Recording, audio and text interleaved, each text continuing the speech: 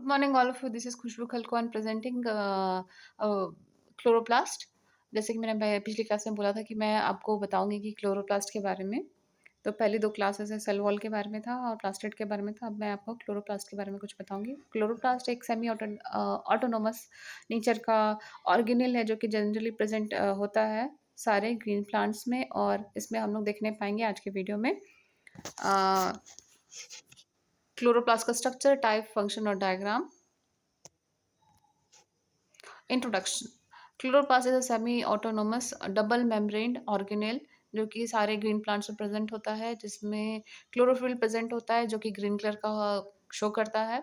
Chlorophylls are site of photosynthesis found near nucleus and cell wall, और generally इसकी size होती है जो कि छोटी होती है, और ये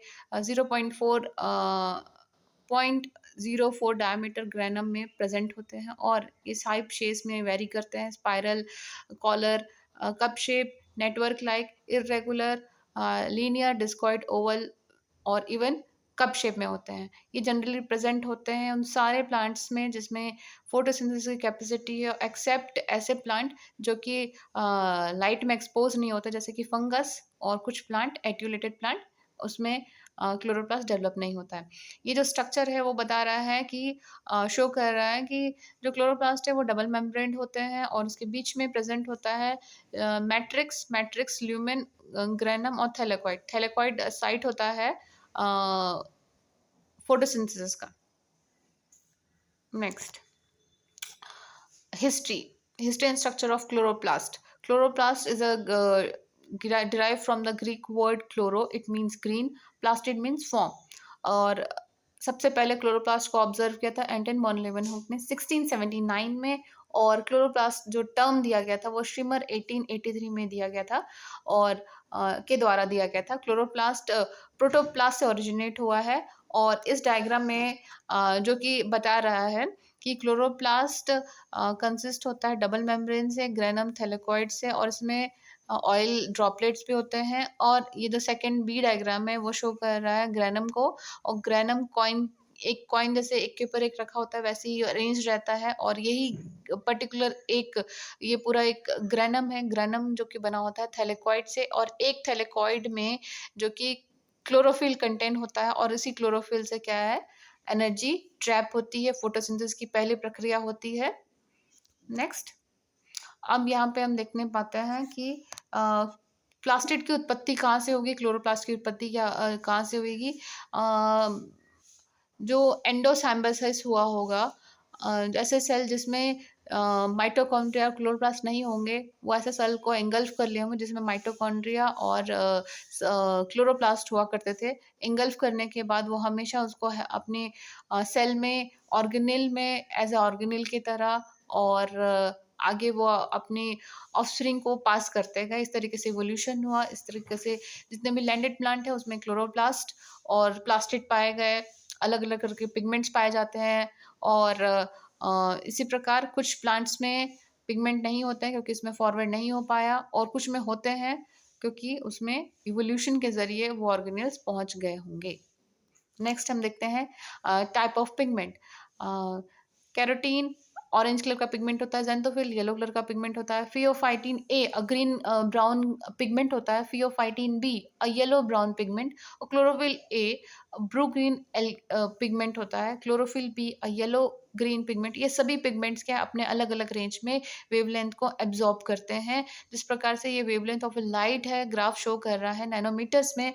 और यहाँ पे हम देखते हैं कि क्लोरोफिल ए बी, कैरोटीन और फायोस्टीन, फायोकोसाइनिन, क्लोरोफिल बी और क्लोरोफिल ए, ये अलग अलग वेवलेंथ की लाइट को एब्जॉर्ब करता है, और जनरली इसका एब्जॉर्प्शन होता है सबसे ज़्यादा है क्लोरोफिल बी का, जो उसका रेंज है 400 से 500 के बीच में, और सबसे कम है 600 से 650 से 700 के बीच में। क्लोरोफिल ए और क्लोरोफिल ए का कंपैरिजन करें तो सबसे ज़्यादा 400 से 450 के बीच में।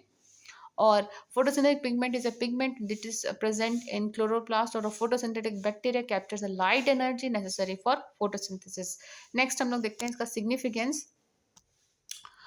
क्लोरोप्लास्ट क्यों ज़रूरी है। अगर क्लोरोप्लास्ट नहीं होते तो लाइट एनर्जी कभी केमिकल एनर्जी में ट्रैप ही नहीं हो पाती, फोटोसिंथेसिस की पहला जो स्टेप है वो हो नहीं पाता, और अगर फोटोसिंथेसिस नहीं होता तो लाइफ अर्थ में नहीं हो पाती।